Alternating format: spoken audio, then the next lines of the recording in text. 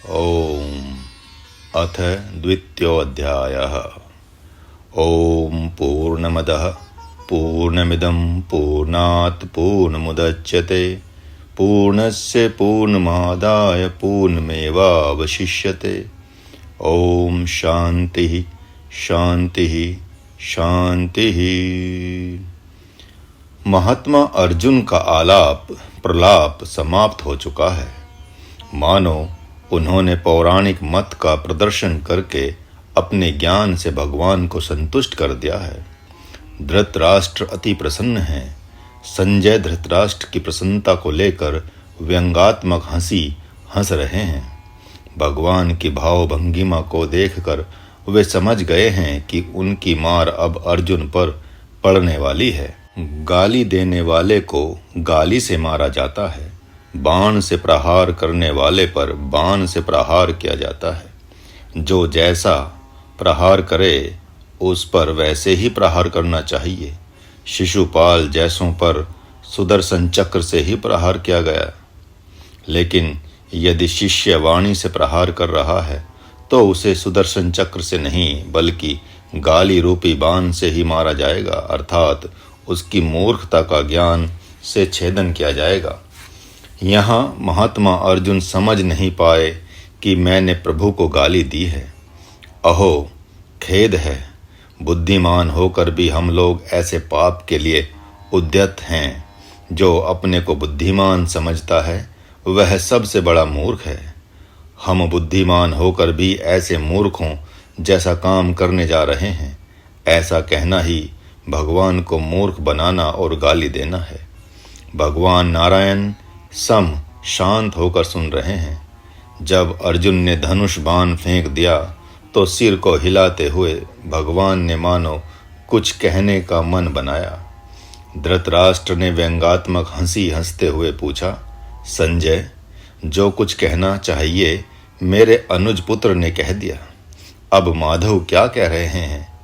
जब अर्जुन ने कह ही दिया कि यह धर्म युद्ध नहीं अधर्म युद्ध है तो अब कहने को बाकी क्या रहा? धृतराष्ट्र की ऐसी मूर्खतापूर्ण बातों को सुनकर मानो संजय आवेश में भर आए और कहा, संजय वाच, हे राजन, शोक से संतप्त अश्रुपात करते हुए चंचल चित्त वाले महात्मा अर्जुन को देखकर भगवान नारायण को दया नहीं आ रही है। भ्रुकुटी थोड़ी तनी सी लग रही है। वे अर्जुन को व्यंग्यात्मक मुस्कान के साथ सिर को धीरे धीरे हिलाते हुए देख रहे हैं, मानो मन ही मन कह रहे हों, जानते तो कुछ हो नहीं लेकिन जानने का ढोंग बहुत करते हो। भगवान व्यास ने अर्जुन के विषाद को विषाद योग कहा, वहीं भगवान नारायण ने उसे विषाद रोग कहा। अपने प्रिय के पास महात्मा पुरुष उसके विषाद से दुखी नहीं होते। उसके रोने धोने का उन पर कोई प्रभाव नहीं पड़ता। भावना से कर्तव्य बड़ा होता है। रोते हुए मूर्ख पिता के पास मूर्ख पुत्र रोता है। विकल होती हुई धर्म पत्नी के पास कामी पति विकल होता है।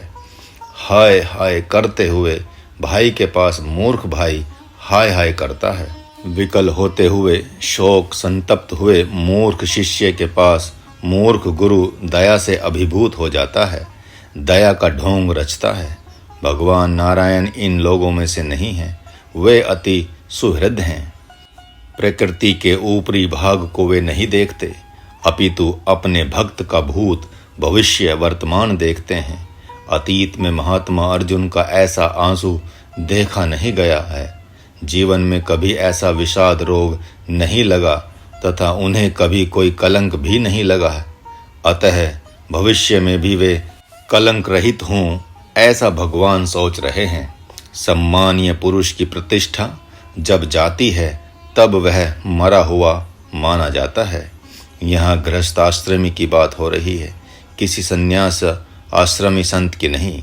संत तो आवश्यकता पड़ने पर अपनी प्रतिष्ठा स्वयं गंवा देते हैं, जबकि गृहस्थाश्रमी पुरुष कभी भी अपनी प्रतिष्ठा स्वयं नहीं गंवाता। विषाद रोग से ग्रसित मूढ़ मना अपने प्रिय अर्जुन के पास भगवान ने हंसते हुए कहा, श्री भगवान वाच, हे पार्थ, इस विषम स्थल में मूर्खों का मोह तुम में कैसे आ गया? रणभूमि में आकर तो अनार्य ही ऐसे मोह से ग्रसित हो भाग खड़े होते हैं।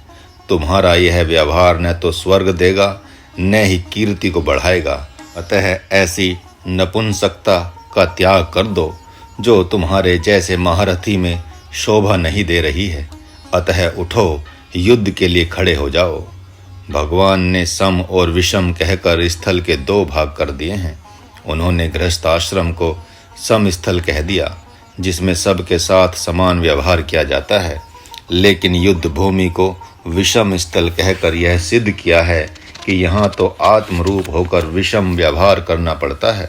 जहाँ गृहस्थ आश्रम में माता पिता, भाई बांधव एवं बाल बच्चों तथा दीन दुखियों पर दया करना धर्म है, जिससे जगत में कीर्ति फैल जाती है और देह त्याग के उपरांत स्वर्ग मिल जाता है, वहीं युद्ध भूमि में दया करना अधर्म कहा जाता है, क्योंकि उसका परिणाम होता है कि उसकी अपकीर्ति फैल जाती है।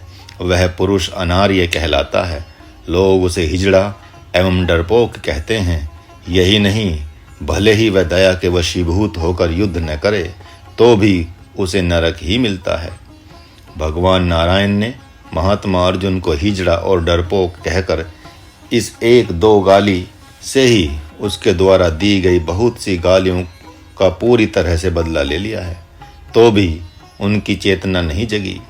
भगवान ने सोचा, डांटने फटकारने से यह मेरी आज्ञा अनुसार युद्ध करने को विवश हो जाएगा, लेकिन ऐसा नहीं हुआ।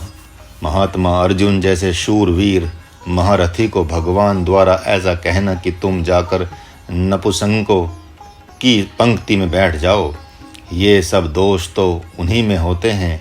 यहाँ तो वीरोचित धर्म और कर्म की आवश्यकता है। अपने आप में अर्जुन के लिए बहुत बड़ा अपमान है। भगवान के द्वारा महात्मा अर्जुन के प्रति कहे गए अपशब्दों, दी गई गालियों एवं दिए गए उल्हानों को महाराज ने पद के द्वारा भैरवी राग ताल दादरा में गाया है, जिसे महाराज के साथ आप सब भी गाएं। कैसो भयो आज तेरो मन भारी, कीर्ति कमाई जाए सारी सारी। कैसे भयो आज तेरो मन भारी, घर वन नहीं ये तो रणभूमि आए, शंख नाद कर दी योद्धा कहाए। ओछे हृदय की न बातें ये सोहें, हंसे हैं विपक्षी दे दे के तारी। कैसे भयो आज तेरो मन भारी, नरक जाएगो तू सरग हाथ लागे ना, अपकीर्ति अक्षय कभी भाग जागे ना। योद्धा न जग में तेरो जैसा कोई, हृदय क्षुद्रता छोड़ अर्जुन तपधारी। कैसे भयो आज तेरो मन भारी। भगवान हंसी विनोद में भी प्रकृति के गर्भ में उतर कर ही बोल रहे हैं। सच में आज तक इतिहास के पन्नों में भी नहीं मिलता कि कोई भी नपुंसक कभी भगवत भक्त हुआ हो अथवा कभी भी जोगी जपी तपी हुआ हो। मनुष्य, पशु, पक्षी, देवता, गंधर्व, यक्ष, राक्षस, किन्नर, नाग, इन सभी वर्गों में भक्त साधक सिद्ध होते पाए जाते हैं, लेकिन हिजड़ों में ऐसी बात नहीं पाई जाती। युद्ध भूमि में शिखंडी जो महारथी के रूप में उभरा है, तो उसका कारण है कि उसने स्त्री रूप में पहले जन्म में पितामह भीष्म का वध करने के निमित्त घोर तप किया है। परिणाम स्वरूप उसे हिजड़े के रूप में जन्म मिल गया। महात्मा अर्जुन के लिए इससे बढ़कर कोई गाली हो ही नहीं सकती। इस बात का खुलासा भगवान ने युद्ध के पूर्व ही कर दिया है। जब युधिष्ठिर ने भगवान श्री कृष्ण से कहा था कि हे माधव, जब आप भीम, धृष्टद्युम्न, नकुल, सहदेव, सात्यक आदि में से किसी को भी दूत बनाकर कौरवों की सभा में नहीं भेजना चाहते, तो इस महावीर अर्जुन को ही भेज दे। तब भगवान ने कहा था कि मैं ऐसा नहीं कर सकता, क्योंकि उस सभा में शकुनी दुर्योधन को इन्हें हिजड़ा कहने को उकसाएगा। वह कहेगा कि इसके लिए हिजड़ा कहने के बराबर कोई अपमान ही नहीं है। तुम ऐसा कहकर देखो, यह या तो भाग खड़ा होगा या युद्ध के लिए खड़ा हो जाएगा। लेकिन भगवान का यह प्रयोग भी असफल रहा। महात्मा अर्जुन ने गांडीव नहीं उठाया। जो धर्म भीरू होते हैं वे हिजड़े होते हैं। यहाँ पर यह संकेत है कि जिस समय जो जिस पद पर आसीन है उस पद के अनुरूप कर्म नहीं करता तो पद से च्युत हो जाता है, वह पुरुष हिजड़ा कहलाता है। इस न्याय से जो भक्त या साधक भगवत प्राप्ति की कामना से घर बार छोड़ चुके हैं अथवा स्वजनों से अनासक्त हो चुके हैं और कमर कसकर जप तप योग के लिए तैयार होकर पुनः विषय पुरुषों जैसा काम क्रोध लोभ आदि विषय रूपी विकारों को स्वीकार कर लेते हैं, तो वे नपुंसकों की जाति में गिने जाने योग्य हैं। जो घर छोड़कर सन्यासी बन गए और जो पुनः घर बनाते हैं वे हिजड़े हैं। जो निष्काम जप तप योग को धारण कर जन्म कुंडली एवं हस्त रेखा पर विश्वास करते हैं वे हिजड़े हैं। जो आत्मज्ञानी गुरु को पाकर शास्त्र और पुराण के अनुसार चलने की बात करते हैं वे हिजड़े हैं। यही नहीं, ऐसे लोगों का मन निश्चित रूप से साधना से उपराम हो ही जाता है। हाँ, यदि सद्गुरु ने साधक में ऐसे दुर्व्यवहार को देखकर उसे भगवान की तरह ही डांट फटकार लिया तथा शिष्य ने उस डांट फटकार को अमृत समझकर उनके अनुसार व्यवहार शुरू कर दिया तो उसका परम कल्याण हो जाता है। किन्हीं किन्हीं साधक एवं सिद्धों में तो सद्गुरु की भी डांट फटकार को सहन करने की सामर्थ्य नहीं होती। वे उनसे भी मुँह मीठी बात सुनने के आदी होते हैं, जबकि साधन पथ में यह महादोष माना जाता है। इस रहस्य को जानने वाले एक साधक ने सन 1976 में एक दिन एकांत में अपने सद्गुरु से कहा कि गुरुदेव, मैं आपके पास वैसे ही हूँ जैसे नववधू अपनी सास के पास होती है। मैं जिस घर परिवार से आया हूँ वहाँ का व्यवहार कुछ और था, जबकि आपके यहाँ का व्यवहार कुछ और है।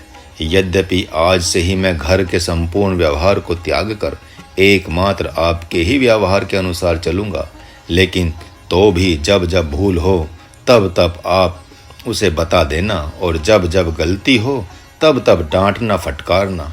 इस विषय में आप दया न करना, क्योंकि मैं जानता हूँ कि हित मित्रों की सेवा, माता पिता अथवा स्वजनों की सेवा तो अपने मन से भी की जाती है, लेकिन सद्गुरु की सेवा तो सद्गुरु के मन से ही की जाती है।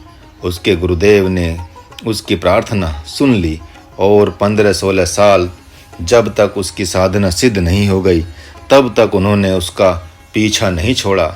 अंश मात्र भूल एवं प्रमाद पर भी वे उसे डांटते फटकारते रहे।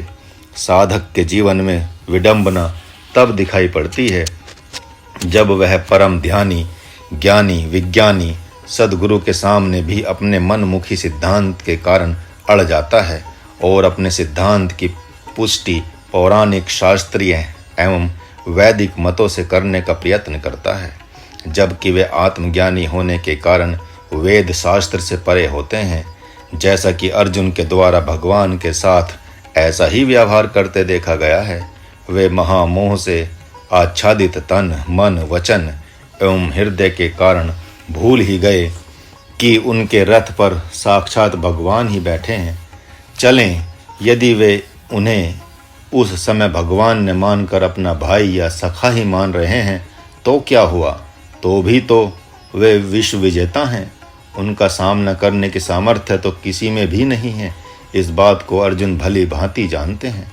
राजसूय यज्ञ के समय भरी सभा में संपूर्ण असुर महारथियों के बीच प्रभु ने अकेले ही शिशुपाल का गला काट दिया था तथा वहीं पितामह भीष्म और महर्षि व्यास के रहते उनकी अग्र पूजा हुई थी।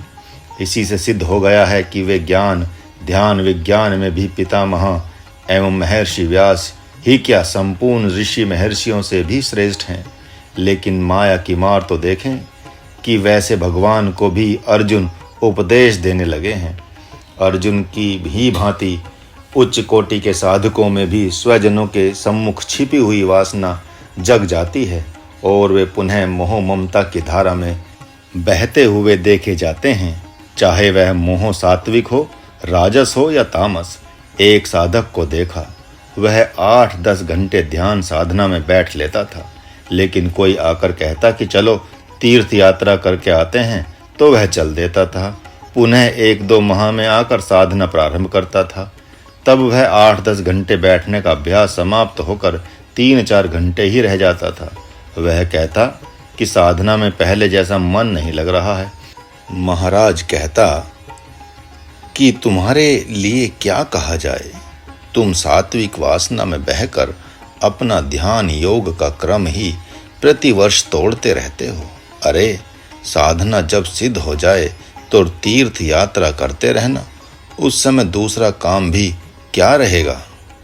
साधक अपने मन में उच्चाटन को भी नहीं पहचान पाते, यहाँ तक कि वे अपने हृदय की क्षुद्र दुर्बलता को भी नहीं पहचान पाते, जिससे उनके द्वारा कायरों, डरपों, हिजड़ों तथा अनार्यों जैसा कर्म होते देखा जाता है। आर्य तो शेर एवं सुअर से भी शिक्षा दीक्षा लेते हैं। शेर शिकार करने के पूर्व गर्जना करता है, उसी प्रकार साधक साधना में हुंकार भरता हुआ आगे बढ़ता जाता है। सुअर का तो ऐसा गुण है कि वह नदी की धारा को सीधी रेखा में चीरता हुआ ही पार करेगा। यदि टेढ़ी रेखा में चल गया, धारा में थोड़ा भी बह गया तो पुनः नदी के इस पार आकर सीधी रेखा में ही पार करेगा। यही बात साधकों के जीवन में भी देखने को मिलती है। वे प्रारब्ध की धारा में बहते हैं, लेकिन सद्गुरु अपनी धारा में बहाने का प्रयास करता है, भले ही वे इस बात को न समझ पावें।